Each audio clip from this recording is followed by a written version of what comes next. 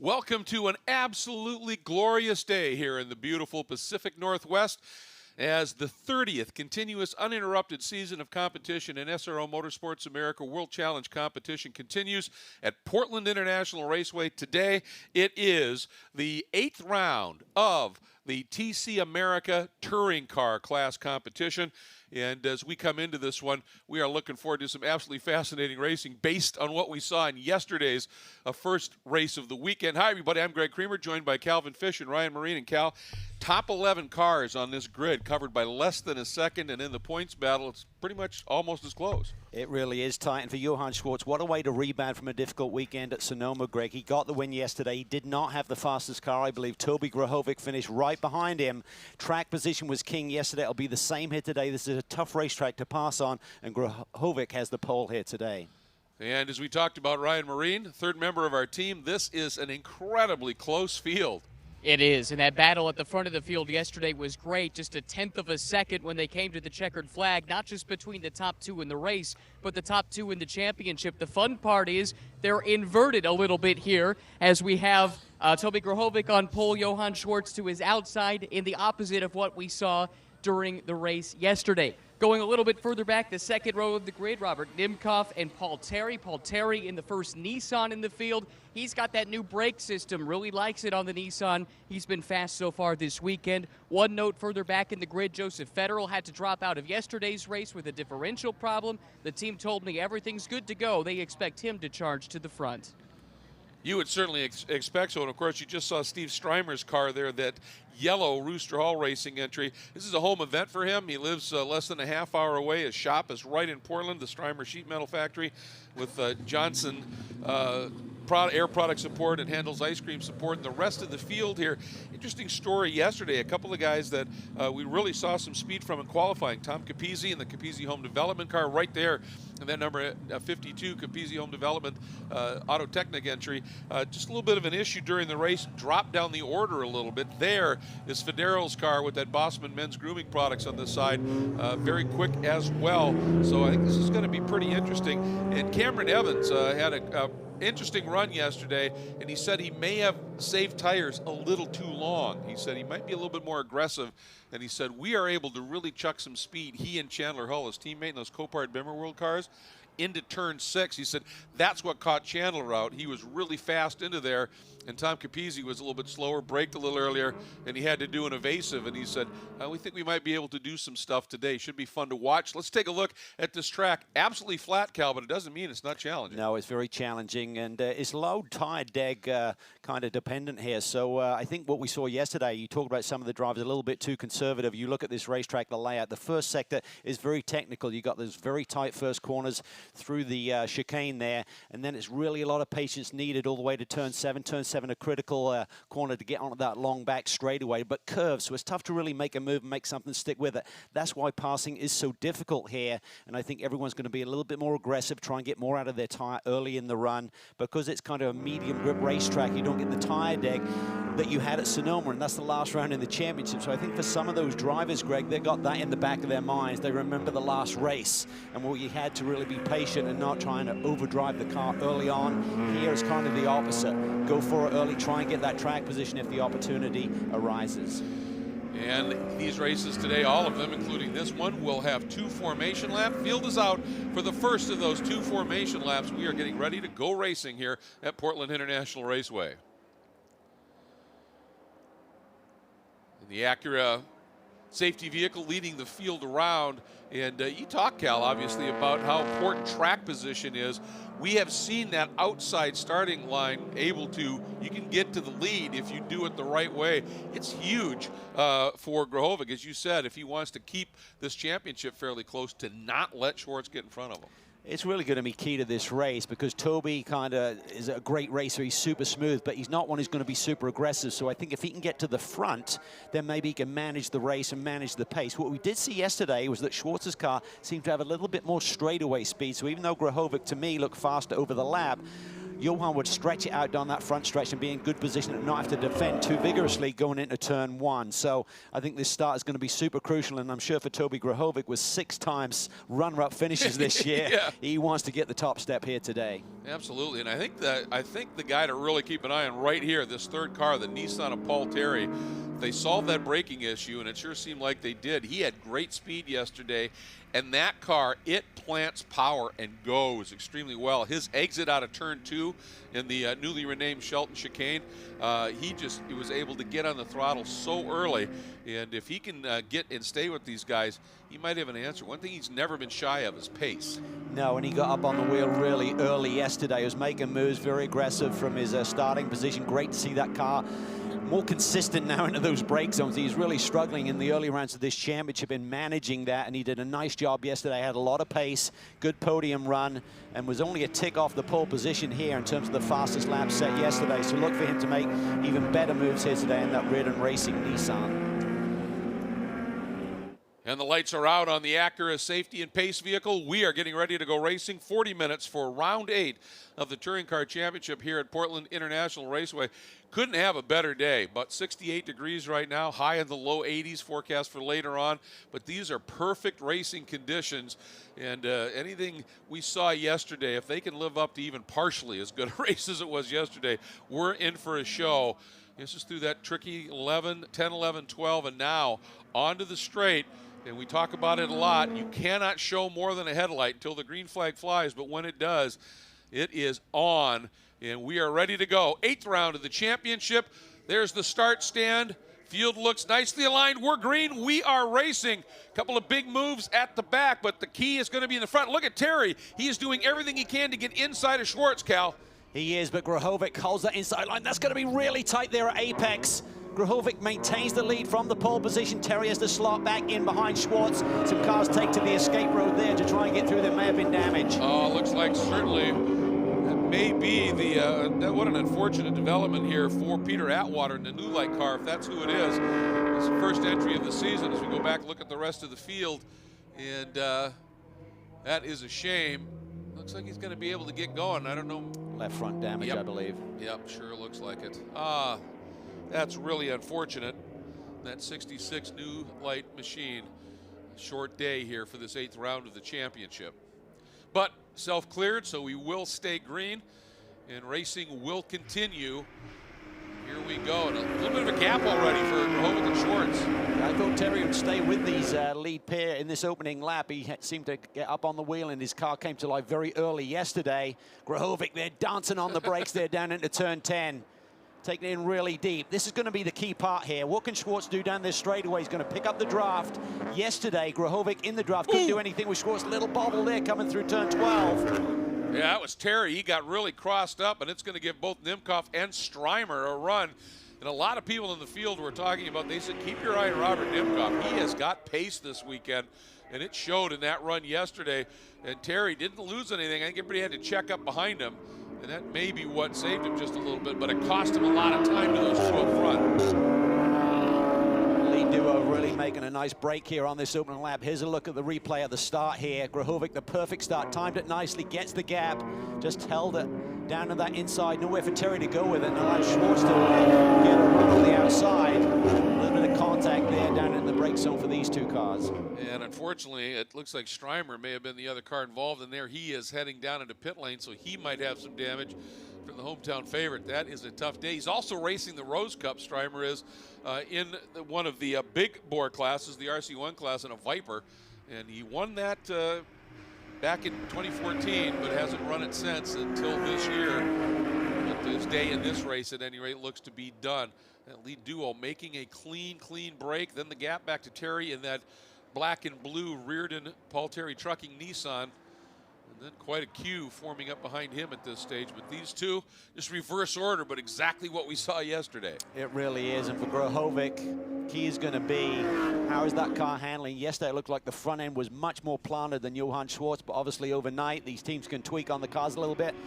This, to me, is a key part right now because Johan doesn't seem to have a lot for him down this straightaway. I thought he may be sneaking up on his rear bumper. Big move down to the inside between the BMWs. Terry sweeps across. That's the 94 of Chandler Hall. He is being super aggressive. He was the one who made that big lunge down the inside at the start as well. Got around his team leader, if you will, Cameron Evans, with that start. Now attacking on NIMKOFF. Yeah, NIMKOFF didn't give him any room there as he came off a turn 2. The left-hander there in the Shelton chicane. Grahovic feeling the pressure from behind. Johan just sitting there, not making any moves just yet. Coming up to this key break zone. He looks to the inside, a late move, side by side. He has to give it up. It's a drag race off of turn 7. It is. Well, he wanted to take his shot. And again, he's pretty savvy. He knows how important that track position is. Figured if he could maybe surprise him early, get there, and do something with it. But Grahovic pretty savvy too. Yeah, a lot of respect between the two drivers. They're giving each other just enough racing room. Schwartz now piling the pressure on, probing, looking for an opening. A little bit of a drift there. Piece of debris flies through turn 11. Yes, knocking a bollard loose. And then here's this great battle. Terry, NIMKOFF, Hull, Evans, and Capizzi had come up the order just a little bit. He had started 11th. Capizzi had a great start as well. Was up as high as 6th, and he's faded back one more spot here. But here's that battle. Terry hanging on. NIMKOFF and the two Copart cars, then Capizzi.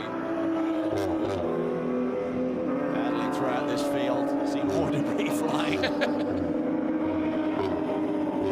Settling in now. These Pirelli P0 should be well up to temperature and pressure. Here's that move. You come out of turn 6, you just straight line for the apex. Grahovic sweeps across. He sees him, gives him the lane at the inside, so there's no touch. Then it's a drag race. Toby's just able to open up his hands a little bit early and get on the power a little bit sooner than Johan off of the corner. Well, these guys both really respect each other, and for Johan, after the way that Toby treated him yesterday with absolute respect, never even tapped him just to give him a little hey, I'm here thing. The last thing Johan wants to do is do something and really collect him.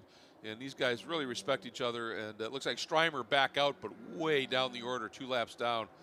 Tough day. Yeah, what a disappointment. A lot of local support, obviously. He loves this racetrack, his home base, essentially. And see if he can stay on the lead lap. He needs a lot of help, though. He needs a yellow, really, and for a safety car to come out to get onto the tail end of this lead lap again. Some of that speed that we noticed from Johan yesterday down this front straight, it looked like he just could pick up the power and looks to the inside. Strymer just moves way out of the way, just gives the leaders plenty of room there to attack one another. That was classic, too. I was saying that some of that speed from Johan down the front straight looked like he could just get on the power a little bit sooner. Coming out of 12, the car was working incredibly well there. But Toby's negating it just a little bit here. Here we go. Exit of turn 5. I don't see Toby's car handling quite as well as it was yesterday. Remember yesterday how he could tuck the corners, just keep the front end really tight. Johan dropping a wheel briefly there on the exit of turn 6, trying to get that exit speed to set up for the brake zone for 7. And as they accelerate out of turn 7, let's check into the pits, right? I went down to the Rooster Hall pits, guys, to check in and see what the extent of the damage was for the hometown guy, Steve Strymer, and it sounds like he got hit pretty hard. The contact broke the wheel, I was told. They're a little bit concerned that the tie rod might be bent, but by and large, they do feel like the car can get out there and at least make laps. They're trying to score some points and hope to capitalize if there's some misfortune for others, although now just got some word from the team they were making the cutthroat signal, so it looks like Steve's day may actually be done upon further analysis. It's a developing story. We'll see. Oh, that's tough, Ryan. Thanks for the update.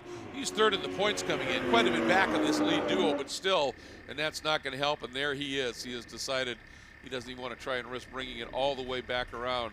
But class act right there, getting it as far removed, tucking it over by one of the tire barriers to try and let this field stay green as we go back to this compelling battle at the front. Yeah, it's pretty much a 2-horse race in this race, and also for the championship right now between Grahovic and Schwartz. Well, Terry done a really nice job here, just super consistent this weekend, just really hitting his marks, and that's nice to see. Got a train of BMWs that are waiting to go by. This is very smart, too, of what Grahovic and Schwartz are doing as they did yesterday.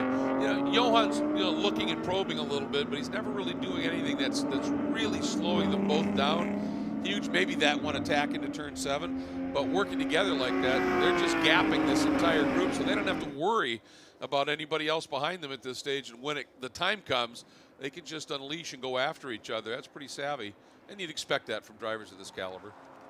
Yeah, and I think for Grahovic, he's now starting to get into a groove. He'll recognize that, okay, there's a couple of opportunities for Johan to make a move, but he's just got a key on the right corners. Turn 12, getting on this front straightaway with good exit speed. Turn 7. Looks like Johan's getting a little bit closer down the long, bending back straightaway, but not able to do anything with it. So, Grahovic and Schwartz leading away up at the front, but a huge battle unfolding for third with Terry, NIMKOFF, Hull, and Evans. Chandler Hull running right now, that number 94 in the 5th spot. Once again, a little bit of damage on that left front corner. He picked that up early in yesterday's race, and he's got it there again, but running a very competitive 5th. Yeah, you got to feel that's going to be a little bit of drag down this long front straightaway. Not sure if it gives him any extra downforce. Almost like a dive plane there on the front end. Terry looking very stout. You can see NIMKOFF rolling a lot of speed. And that group of 4, Terry and the Nissan, NIMKOFF, Hull, and Evans. Look at this, Schwartz is going for this side by side. Must have got really close there in turn 7. I'm not sure if that was an attempted pass by Johan. I saw some dust fly as they came off the corner. In the end, it cost him about a car length, didn't it? So I wonder if he did dive down to the inside and just lost momentum coming off. Toby just clips that inside curb there, runs a little bit wide. That's not ideal. Gives Johan a bit of a run here. This is where he was great yesterday. Yeah, he's got a lot closer to Grahovic. Grahovic's probably going to have to defend down into turn 1, I feel, this time. Here we go. Watch for it. See if Johan does anything big. He's close enough to certainly feel a little bit of a toe. Here he comes. Straight lines to the inside. He is there. They're side by side, but Grahovic has the inside at 2. He's drifting all the way to the outside of the track. I think Johan might be a little nonplussed with that. Yeah, well, that's the intent. I don't think Toby's going to give up this win. He's tired of finishing second. 6 times he's finished in that runner-up position.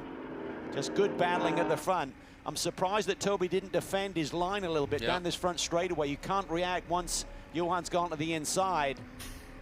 That's a really cool thing about that Shelton chicane. It does allow you, if the races will work with one another, to go side by side. Now, I got to ask you a question, you know, with all of your time in racing, when you're racing somebody and it's nice and clean and everything, and then you're on the outside and the guy runs you all the way off the track a little bit, in the helmet, you go, oh, so we're going to be racing like that today, and change your approach a little bit. It does. It can get you fired up. I think it depends what you've been brought up with in Europe. It's very cutthroat. It's pretty normal. You're being kind just rubbing him that far off the racetrack, to be honest with you. Typically, you're sending someone into the next zip code. But I think for Johan, he'll realize it's game on. But the big key is, how much does he put on the line? He's got a 17-point lead in the championship. If he throws it all away here, Greg, and Toby wins, suddenly Grahovic will have an 8-point lead in this championship tonight. So he has to be careful.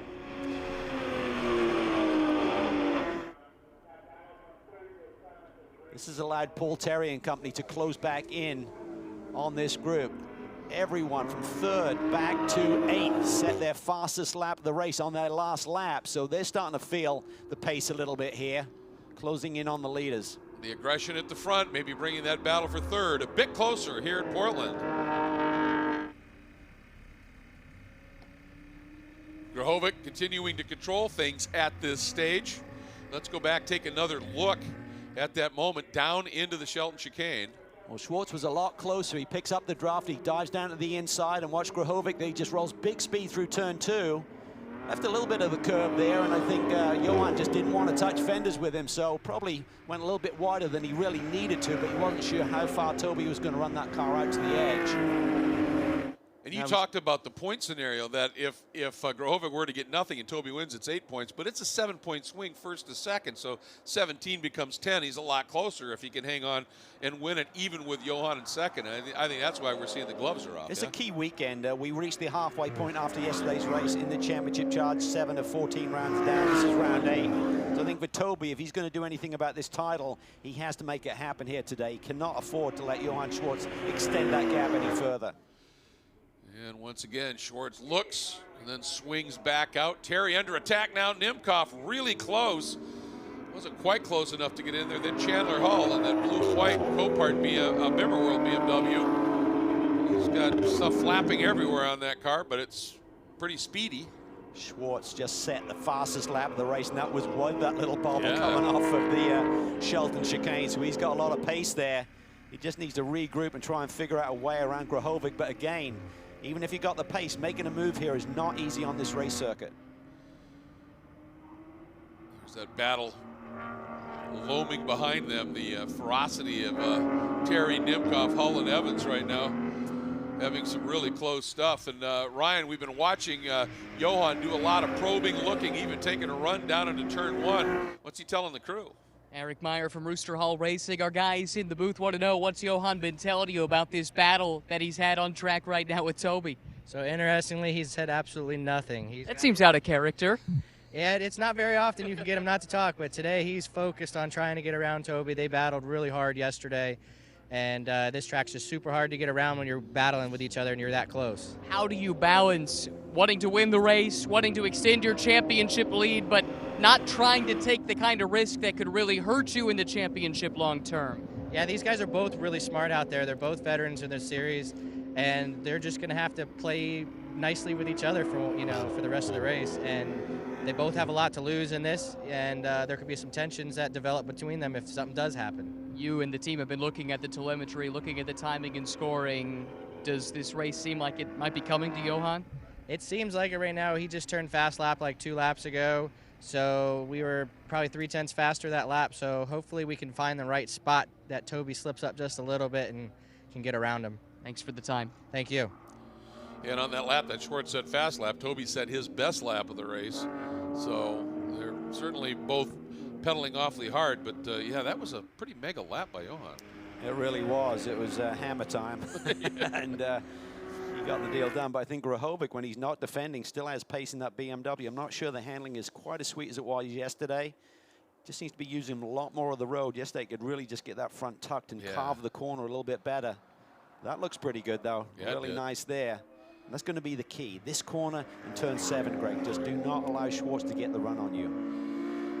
In this track, one of the things that we get the report on, it's not that hard on tires. It's fairly grippy, but it is extremely sensitive to temperature and sun changes down on the track.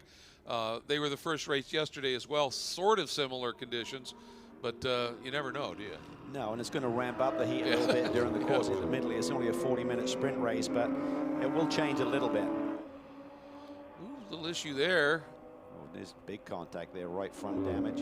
Yeah, it's the 21 of Drummond. You normally see him in a yellow Nissan, but for this race, he opted to run this, and something got awry, and he's just pulled off and parked it immediately.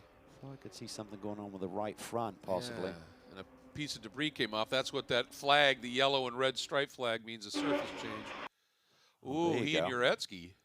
There's the right front damage. Yeah. Wow, substantial. And they climbed up and over him. Yeah, that was in the brake zone for the Shelton chicane, wasn't it? It was, and sometimes when you suddenly try to turn at the same time, that wheel gets outside the fender and the hot, sticky Pirelli P0 will just literally climb over the car in front of you. Well, Johan has evaporated that gap, and did he get a run? Grahovic has to defend. He needs to get to the middle of the road early before Johan starts to make that move. You cannot be reactive. Inches across a little bit, it looks like. Just crabbing the straightaway, but here comes Johan. Woo! I think he may have been at the ABS there, possibly. And Johan getting a drive out of turn 2. Trying to stay close and take advantage of any opportunity should Grahovic have the slightest bobble. Battle for the lead just continues to be furious. And you're right, Callum. Watching Grahovic's car that time, it looked like it was slipping and sliding a little bit through turn 448, didn't it? It does, and this is going to be on Toby's mind. Is the track a little bit different to yesterday? Did they leave the car alone? Did they make a setup change that's made it not quite as sweet as it was yesterday? Oh, and he bounced that curve pretty good. Johan got a drive, didn't he? It's tough to do anything with it, though. Watch this. You're going to start to get a little bit of a run, but you've got to be super aggressive, and it's a really risky move. It's such a high-speed entry to this next corner, turn 10. And again, Johan shows the nose a little bit, but and if you really go in too hot into that turn, then it can really mess you up, and you don't want to mess up 12. You really don't. And I think he's just trying to distract Toby by putting his car down at the inside lane. Toby's trying to get Toby to think, is he going to try and make a silly move down there? But he's not going to do it. And I think Grahovic knows that.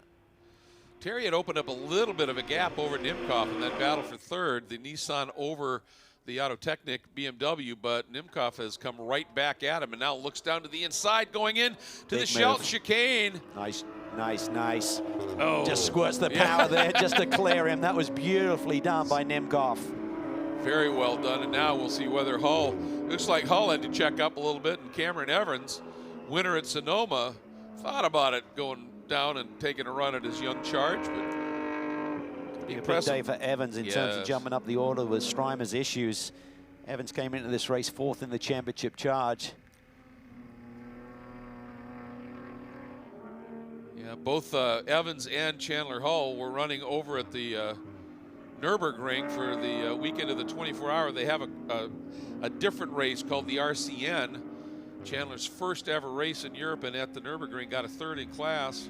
Cameron Evans, their car had a good fourth place, top 5 speed, he felt, but they had contact. And he said, we lost 10 laps. And in a 24-hour race, you wouldn't think that's that much, but at the Nürburgring, it's 160 miles. Take another look at this move by NIMKOFF down to the inside. Use the curve, then just squirts the power there to clear Terry. Typically, a driver gets down the inside, they just try to run around the outside and hang there. That was really nicely done by NIMKOFF to have the thought process to just clear him and get into turn 2 a little bit earlier. Yeah, that was just plain sweet, wasn't it? Very nicely done. Can Terry respond here? Terry's usually really good here on the exit. He doesn't always carry a lot of speed in, but when he gets on the throttle coming out of 2, that Nissan gets that power down, but didn't really leap out of that turn 2 this time. Yeah, and sometimes that's just the gear ratio between the different manufacturers. There's this, you know, a standardized gear set that you have to use, manufacturer dependent, and sometimes it'll just suit one car over another. So maybe Terry's just more in the sweet spot of the torque curve of the engine coming through that corner. Well, NIMKOFF has been able to open up about a 3-4 car length margin. A little bit of breathing room. Boy, picks up the throttle early there, just floats it out. Yeah, he's on it. Everybody, a lot of people said after yesterday's race, they said, NIMKOFF is fast. Keep an eye on him. And he's proving it right now. Long way to go, though, to catch up to Grahovic and Schwartz. Some 6 seconds he's got to find. Schwartz reset the fastest lap at 122.54, but Grahovic has a 122.57, so they are so evenly matched here this weekend, and so far it's been all about getting the lead at the start and controlling it. Schwartz did it yesterday. Grahovic has done it so far today, but there's still 19 minutes on the board. So NIMKOFF takes over third and starts to make a plant in holding on to it here at Portland. Great battle unfolding between the two Copart Bimmer World teammates here for the final spot in the top 5, currently held by the young man, Chandler Hull. Cameron Evans working him over. I don't believe Evans is responsible for any of the damage on Chandler's car, but he's certainly putting the pressure on. Yeah, such a difficult part of the race circuit here. The more you try and overdrive the car, the less successful you are. Just have to be super patient and really key on this corner. The exit speed here. Look at Terry sideways coming off at turn 7. Trying to get that power down a little bit earlier and chase after NIMKOFF. Boy, Ryan, Terry just lit the rears up coming onto the back straight. He is pushing hard. Yeah, it sounds like Paul's got his hands full. Laura Tallman is the team owner for Reardon Racing, and Paul on track right now. Seems like he's been pretty happy with this Nissan throughout the course of the weekend here in Portland. I think he has been, and his goal has just been to put down good, clean laps and see how it all shakes out. So far, so good on that account. As this race goes along, how does the Nissan take care of its tires relative to the BMWs he's fighting? Well, I think something interesting we found at this track is we haven't seen a lot of tire degradation. In general, the Nissan does better with that, but at this track, we're not seeing lap times fall off, so that makes it a lot harder for the Nissan. Does that come as a surprise? Not as a surprise, maybe, because we did run here last year, but it's unfortunate because that's one of our strengths. As the season has progressed, where have we seen the most growth from the team and from Paul in particular? Ooh, that's a really good question. I think it remains to be seen, but I've seen a lot of growth in Paul's driving and consistency, and that's really our goal, is consistent fast laps. He's certainly very fast. We'll let you hop back up on the box. Thanks, Laura. All right, thanks. She's very accurate there in the assessment. Terry's always had the speed. We're seeing the consistency here this weekend, which is what we've been looking for, and that will lead to podiums and points. Interesting what you were saying, too, about the Nissan being easy on tires, and the fact that this track's generally easy on tires takes away that little advantage. And the other thing I think that, you know, that Nissan's been fighting that ABS issue, and they've worked with the series and got that new brake package homologated, and that gives the driver confidence when he knows that that's working, and that's going to certainly work to Paul's advantage in maintaining, as you said, those consistent fast laps. And of course, while that interview was unfolding, we saw Cameron Evans dive down underneath Chandler Hull, his teammate, going into the Shelton chicane, and that number 82 now up into the 5th spot. Evans over Hull. Yeah, it's a really nice move and good racing between these two BMW pilots. Yeah, you're spot on with the brake comment, Greg, because the whole handling of a car starts with the brake pedal. Do you know what I mean? Yes. How it transfers the weight, the consistency of that, controlling the platform, getting the front end to turn into the corner. So if you have an inconsistency there, it's really hard to manage the handling of the car at the same time. And you know, you're prone to mistakes as well. So I'm glad to see that team's got on top of it. Right now, Grahovic has settled in nicely. Schwartz just trying to regroup. 15 minutes still on the board to play with. Well, I'll tell you, Schwartz still has that fast lap at a 122.54 cal, but Grahovic turned a 122.57 a couple laps back. So he is doing exactly what he needs to do at this stage. But there is a little bit of time left, isn't there? Well, I like the intensity from Toby here today. Yes. I think he needs to ramp up that a little bit because Johan's on top of his game this year. The team has come out with really quick race cars. And I think if he's going to challenge Johan for this title, he's got to be really forceful and really aggressive, and we're seeing that here today in his defense of the lead. Here's a look at the West Virginia University A&L BMW and Rooster Hall machine, chasing that classic BMW. And Grahovic has been able to stretch that margin in this battle for the lead, actually up to 2 or 3 car lengths.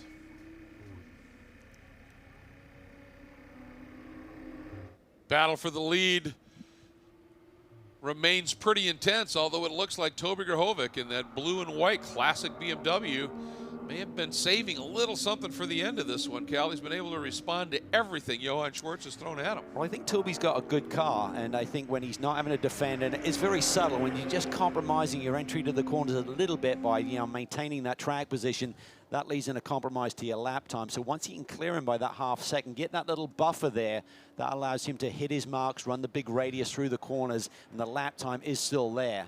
But he's got to be on his toes. He knows that Johan will use every opportunity he can to try and grab the lead from him. This is a great battle of champions, too, isn't it? Johan, a former TCB champion. Toby, former TC class champion. And it looks like there's a little bit of a different line that they both run through turn 11 and into 12. Yesterday, that was a strong suit for Johan. It looks like it might be working a little bit better for Toby today. Well, you learn. Yeah. He sat behind him for 40 minutes yesterday, so if he could look at his data and think about what was I seeing Johan do yesterday, where was he gapping me a little bit? Yep. It's hard to change, though. You kind of get in a set pattern, particularly with your racing line around a circuit. So, and it's a very difficult corner to do. We saw Johan yesterday really sort of like right out on that curbing at the turn-in point to that very fast turn 12 onto this front straightaway. And it's hard to just go out there and do it. You can test and practice with it, but in the middle of a race, oh, he really leaned on that front end there, really loaded up the front, and that cost him some apex speed. You can hear the tire groan as well from our cameras. Such a subtlety when you're changing direction, how you load the front platform of the race car in terms of just doing it slowly enough that you don't ask for too much and it gives up on you. Now watch this here. You see Toby starts his turn into 11 a little bit sooner than Johan. But boy, Johan running way wide, trying to carry every ounce of speed. That may actually have cost him, though. Yeah, I think he was really keen on trying to be a little bit closer there. And as you said, that cost him basically a half a car length by running a little bit wide, getting in the dust. But he needs to key, just as Toby needs to key on the exit of 12 and 7. Johan's thinking the same thing. Let's go back and take a look at that, because, and this is what I mean. Toby floats, turns in there. Johan stays out, then turns a little bit more aggressively, and that's where he went to throw right there. He's hit that divot, didn't he? He's the drift king, so he can handle that. It's not a big deal. It's not really going to be a big blip on his radar in terms of scaring him. It's just, okay, that was too much. Maybe just picked up the throttle, got a little bit of aero wash off the front end as well. These cars aren't super aero sensitive like GT3 cars or even GT4 cars to the same vein, but even so, you're just trying to get on that pad a little bit earlier, just got the front end washing a little bit. Two champions continue to battle for the lead here in this 8th round of the TC Championship at Portland International Raceway, Grohovic and Schwartz. And as it was in round 7 of the championship, it is a duel, mano a mano. These two have gone out on their own. A little wobble there from Grohovic. That might help Schwartz. Yeah, he was walking it there. Yeah. See what Johan can do if he's close enough to. Toby's car's look pretty good at the top end of that power band, doesn't it? It does. It looks a lot more even today than yesterday. I felt that Schwartz definitely had a little advantage there, so I'm not sure what sort of tweaks they can actually do to gain any straightaway speed. Certainly seems to have equalized it a little bit. All right, into 4. He's wide. Yeah. He just needs to settle it down a bit. I think Toby's just starting to ask a little bit too much from his car and the tire. And he's starting to just slip a little bit. Almost on the verge of opening up the door here for Johan Schwartz to pounce. Look at this. Evans has run down Terry. Remember, NIMKOFF slipped through. There goes NIMKOFF, just out of shot. So this battle for 4th right now. And Evans said, I'm going to go a little sooner than I did yesterday in terms of the tires. And he's picked the pace up. Really squares off that corner. Yes. Terry just really turns in a little bit earlier. There's going to struggle to get the steering out of the car to accelerate off. She said, so tough to do anything, though, into this 10-11. There's NIMKOFF out on his own. Boy. Terry, you sensed that he was going to do something, though, and defended huge, didn't he? Ooh, big wiggle there by Terry. Yeah, Terry's getting distracted a little bit. Maybe the handling's gone away on him a little bit. Laura Tolman alluded to, typically that's the Nissan strong suit, but here with this circuit and the surface, the BMWs are staying strong throughout the 40-minute event, it looks like.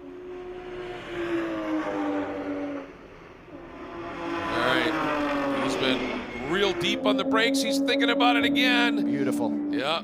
That was really nicely judged. Boy, the thing is, he can get, look at that launch, though, that Terry gets out of 2. That Nissan is just right in its torque band right there. Now he looks to the inside. Does he give it up? Yeah. He just wasn't confident that Cameron was going to leave that door open a little bit, was he? That's great racing, though. Yes. I like the decision-making by both of them. Yep. Cameron said, he said, you know, turn 7, turn 1, we are able to really chuck a little bit of speed is how he put it in there. And he's used it to great effect, that's for sure. That little bit of a duel has allowed Chandler Hull to come right up on those guys too, so Terry's in a bit of a Copart sandwich right now. He really is. Here's NIMKOFF. What a day, what a weekend he's putting together. Yeah, beautiful 4th yesterday. It's like a podium run for him today, but who knows what happens with the leaders. Well, this is true, yeah. Archie-Bargy has definitely got some potential here for that win.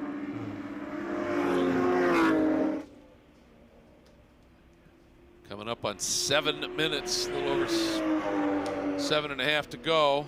Let's go back, take a look at that great move by Evans. That thing is just working on the brakes. Just beautifully judged. Just slides it down to the inside. Just slides across Terry's nose. Nothing he can do with it. Terry tried to come back at him on exit, but wasn't quite close enough, and both of them made the right decision in not fighting it out into turn 4.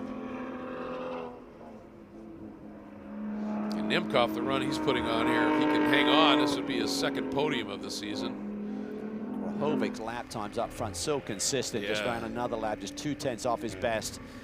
That's a testimony to these Pirelli P0s as well and the performance they're giving these drivers late in the going. It's one of the reasons a lot of drivers say they love coming and running this series is these Pirelli P0s. Because you can abuse them and they'll stand up to it, and if you do hurt them, the drivers have said you can actually, you back off just for a little bit, they'll come back a bit for you. So. Mosey's been in the mix going into turn one, hasn't he? He's had that moment with Drummond, and got a little help there. A little nudge Looks like from he was Mr. starting Webster. to get a little bit loose, and Yeah. Webster just finished off the deal. And hit the windshield wiper stock as he was trying to make the save inside the car. Arms and elbows. Oh, yeah. Meanwhile, back at the front, this great duel continues here. Look at Schwartz planting that right front Pirelli P0 right on that curb, picking up the grip there. Toby just needs to tighten up that entry a little bit. There's nothing that Johan can really do about it unless he makes an even bigger opening. Schwartz really close. Does he make that move down into turn 7? Oh, so close. Yeah, and then they both get parked a little bit as they're just scrambling for power off the corner. You're sitting there, who's going to have more momentum coming off that turn when you're both kind of not on the ideal line and having to judge what the other person is going to do? Little something that's dragging for Johan in between that left front and rear wheels. Doesn't look like it's anything of consequence. And he has been showing some speed. Battle for the lead is on. Johan Schwartz, after dropping back to about a half second behind Grahovic, he has upped his game here as we head into the final 5 minutes, Cal. Yeah, and this is where Grahovic has got to think about. There is something flapping underneath Schwartz's car. I'm not sure if that's an issue for him, but Grahovic again keeps it pretty wide there. Johan dancing on the brakes, looking for a way through, cannot make it stick. Ooh, bobble there by Grahovic. That's what Schwartz was trying to do, wasn't he? Get him to carry too much speed in. But Toby saved it. He's just got to watch his turn. Look there, he just gets wider and wider. He's got to be careful. He's going to open up that door for Johan to poke his nose down. He's struggling to get that front end turned and pointed for turn 4. Yeah, this is go time. And now that Johan's made that move into 7, does Toby have to try and be a little defensive to start with? And a big aggressive move. This time Johan is through, and he's going to return the favor. He gave Toby a little room, but he's passed. Yeah, just more committed that time. He realized he had to be even deeper on the brakes and get more inside him and give Toby nowhere to go to sweep around the outside again. Really nice move, nicely planned. He's tried it a couple of times in this race and hasn't pulled it off. Third time was a charm. Yeah, watch it again here. And I thought for a moment that when he got through, if Toby tried to run the outside, he just exit him off the track, but they both gave each other room, didn't they? Yeah, and I think for Toby, he compromised his line a little bit. He'd been running a little bit wider, and that didn't allow him to really get back on the power like he had in the previous attempts. Ryan, we've seen something flapping under Johan's car. Anything of concern for the team?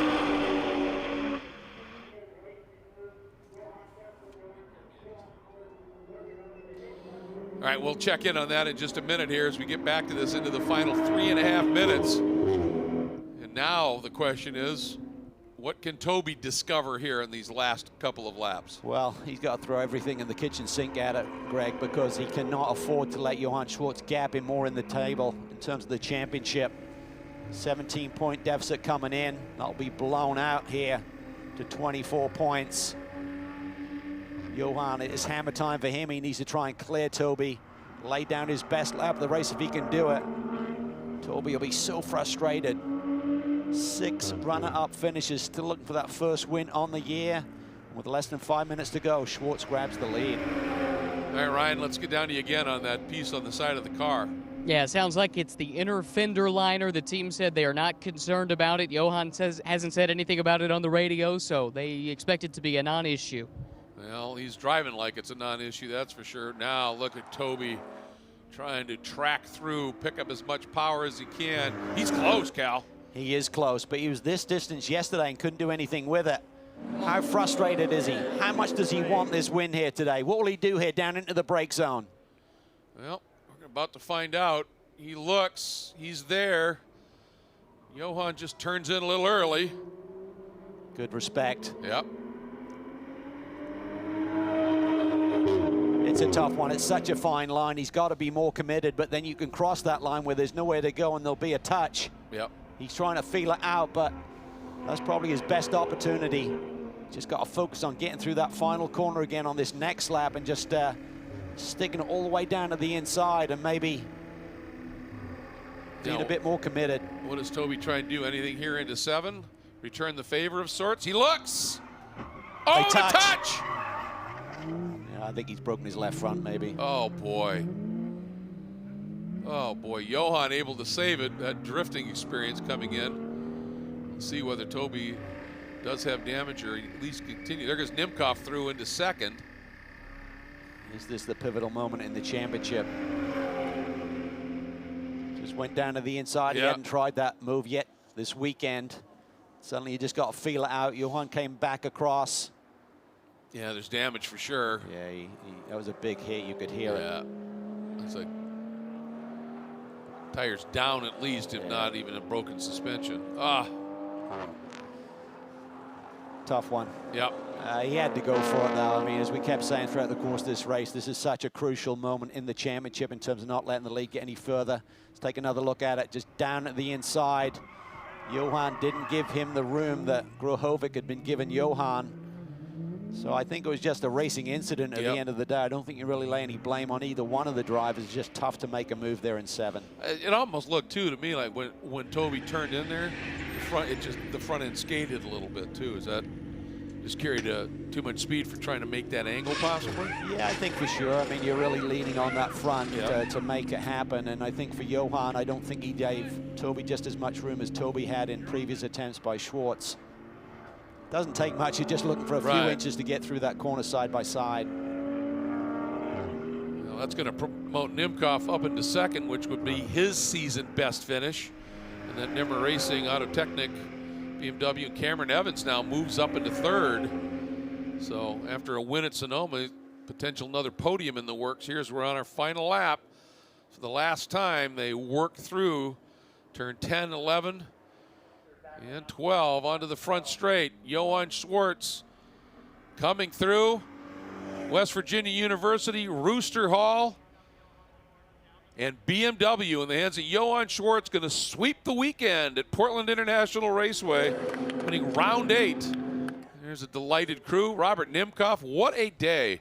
Absolutely superb drive. It ends up with his best finish of the season. Look at this battle here. Charged to Not the line. done yet. Oh, man, gave it everything he could. And Chandler Hull just hangs on. Just hangs on. So Evans had a problem late because he'd been up and around. Wow. So Evans dropping back. So Chandler Hull picks up the final podium. Capizzi rebounds behind Terry. They're 4th and 5th. And Evans somehow outside of the top 5. So what a run for Johan SCHWARTZ here at Portland International Raceway. Well, we've had a couple of great duels here in touring car, and unfortunately this one today, Cal, did end with a little bit of contact.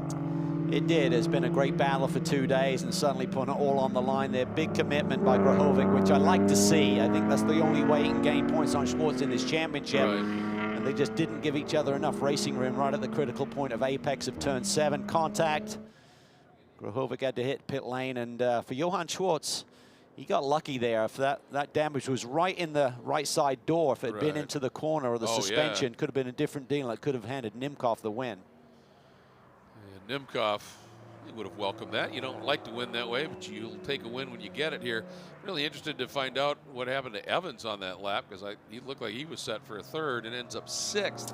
He lost 7 seconds on that last lap. Yeah, so apparently maybe he got nudged off track or something with an attempted pass as well. But field making its way down into pit lane here. And looking forward to hearing from our winner. And yeah, tough day for Grohovic, but as you said, you know, this was key, pivotal weekend in the championship. He had to try something. It was go time. You know, I'm sure he'd like a do-over on it, but I like the aggressiveness that he showed here today, because I think that's the only way he's going to do anything with this title and wrestle away from Johan SCHWARTZ. In they come, taking a look for Chandler Hull His best finish was a second this year that he had when he was absolutely on form at VIR. But he gets a second podium on the season, so a nice job for him as well. Terry fourth, Capizzi fifth. And Johan, he's one of those drivers, he pulls into the pits and he gets all of his gear off before he climbs out. Usually shows off those yellow Sabelt gloves all the way around the lap, and there he comes. And he's going to be happy with, there's the glove, absolutely. Johan Schwartz climbs out of the car flashing his yellow Sabelt gloves as he is ready to meet and talk to Ryan MYREHN down in pit lane after a sweep of the weekend. But this one, Ryan, he had to work hard for it.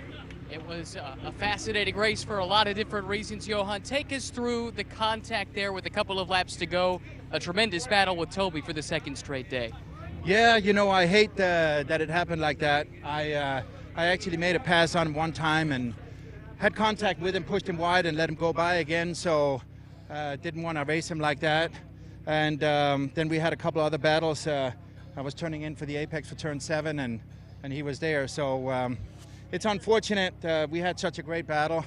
I wish we'd finished 1-2, or even if he'd won and 2 with the battle that we had going on. I think it was a great show and everybody enjoyed it. I want to thank A&L BMW for out of Pittsburgh and obviously West Virginia University. I couldn't do it without those, Michelle and Todd Brown and the whole crew. They are just doing an incredible job. Gave me a car that was so consistent throughout, and Sabelt, these gloves, man, they just perform every time. So awesome. I really enjoyed it. Congratulations on a big weekend. Thank you so much. I appreciate it. Yeah, and there you can see the damage after that contact to the left front corner of Grahovic's car. He ends up with a 10th place finish, but huge points day for both those guys. Yeah, very much so. Solidifies Johan Schwartz lead in the championship. And for Grahovic, I like the attitude. He's got to come back and just try and score wins here for the rest of the championship and see how it plays out at the end of the day. Yeah, absolutely. Here are the provisional results from this 8th round of the championship, second race of the weekend. And you can see there that sort of surprise podium by Chandler Hull. Something happening with Evans. As you pointed out, Cal lost a lot of time on that final lap, so you'd think maybe ended up with an off of some sort. Uretsky up into 7th. Webster fighting back into 8th. And Skowski 9th. And Grahovic sitting there in that 10th spot. So let's check in with Ryan once again with, I'm sure, a very pleased Robert NIMKOFF. Yes, Robert, how happy are you with the ultimate result? Very happy, very happy. You know, anything can happen out there, and I was just hoping proud to. of this guy. Johan, Second place, man. Thank you. You're the coach, my coach, Johan. That's awesome. He taught me everything I know. Glad to see you back there. Thank you, man. Yeah, so it was a lot of work, you know. It's like it took me a while to pass Terry. Once I did that, I managed to get into a groove. But I'm super happy because I've got 4ths. I've had 3rd due to a disqualification. So hopefully this is, you know, not the last time I'll be able to stand on the podium. But clean racing out there, and it's just first time here, so I'm really surprised and happy with the result. I thought it was almost not going to be that good, so. Well done. Thank you very much. And if we can't, why don't we swing around here? We got Chandler Hull who completes the podium. Congratulations.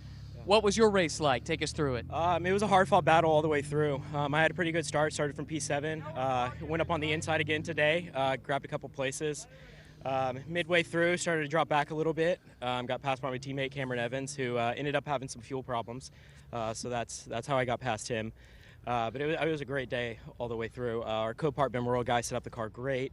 It was just an awesome day here. Perfect weather for some racing. Excited to be on the podium again. And thanks to everybody at SRO, TC America, giving us a great race series, and ready for the next one. Well done. We'll see you on the podium. Thank you very much. Yeah, what a thrilling weekend of racing in the touring car division of TC America, as they always put on a great show here. And again, a little bit of a break, and then the Glen.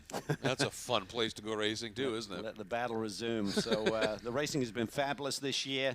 Championship, big day for Johan Schwartz to really blow out that lead a little bit. But as we've seen before, he came into Sonoma just one race weekend ago, Greg, with a 36-point lead, and it was down to 10 at the end of the weekend. So things can change in a hurry. Absolutely, they can. Let's take a look at some of those highlights. And right off the go, great move there at the start by Grahovic from pole to hang on to it. Chandler Hull talked about his great move up the inside, pick up a couple of spots. Early contact for a couple of cars. Then later, Peter Atwater having some issues as well. And battle at the front. Those two from the front row took off, got into their own mano-a-mano scrap. And then this move, after a couple of tries, Johan down on the inside, couldn't get it to work there, Cal, but eventually he absolutely made that pass work. Yeah, he kept trying in different parts of the racetrack, but there's just great racing here. Grahovic using all of the road, but gives Schwartz enough room. Use a little bit of dirt track in there on the outside to keep it together, but this was the big one. Yeah. Right at the end of the race, Schwartz has got the lead. Grahovic clobbers him. He's out for the day.